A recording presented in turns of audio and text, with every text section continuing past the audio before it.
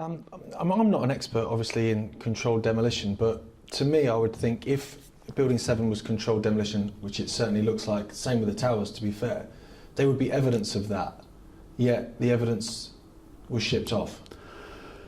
Well, let's go to the Twin Towers.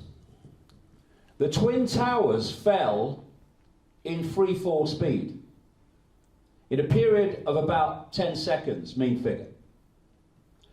110 stories of the Twin Towers fell in free fall speed, which again obviously means there was no resistance. What is the official story?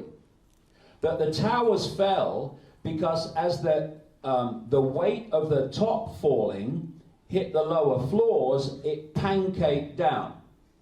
Now, you know, I left school at 15 to play football. I didn't take any major exams or any of it, but even I can work out that if something is pancaking and receiving resistance as it falls, it cannot possibly fall in free fall time. But it did. So how was that possible? Only because lower parts of the building were disappearing for whatever reason. Some say directed energy weapons, some say explosive charges. So there was no resistance as the top fell.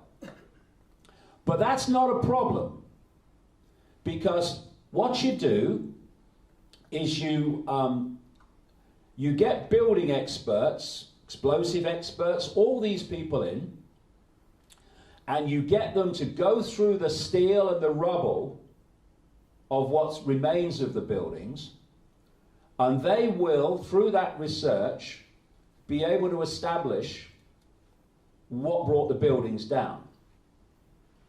Now, if you are creating an attack to justify a series of events, still ongoing by the way, then the last thing you want are for experts to establish what actually happened, which is very different to what you're telling the public happened.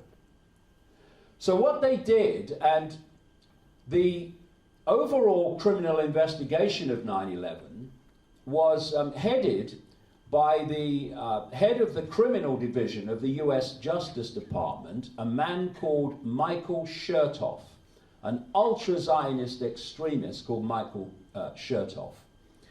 And in his hierarchy, the decision was made to start shipping the steel and the rubble away from Ground Zero and from Building 7 as fast as possible. And it was taken in trucks, and the trucks were tracked by GPS, and truck drivers were actually sacked for taking a half-an-hour break on the journey and not going straight there. And they were taken to scrap yards in New Jersey. And there it was immediately, the steel was immediately cut up into small sections and shipped to Asia for smelting to become someone's fridge. This is how much those behind 9/11 have contempt for the families of those who died on 9/11.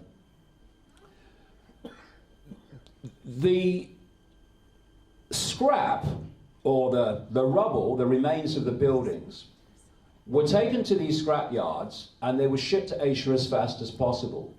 And the New York Times, which is the quote I was looking for, did a story on how building experts and architects were going to the scrap yard, and as the big grabbers came down and moved stuff away, as the grabber moved away, they would run into the rubble and the steel, looking to see for anything of value and relevance in, you know, establishing what happened, and then the grabber would come back and they'd run away waiting for the next chance.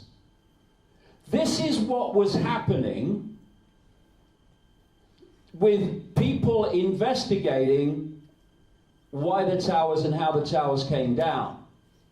This is what they were having to do.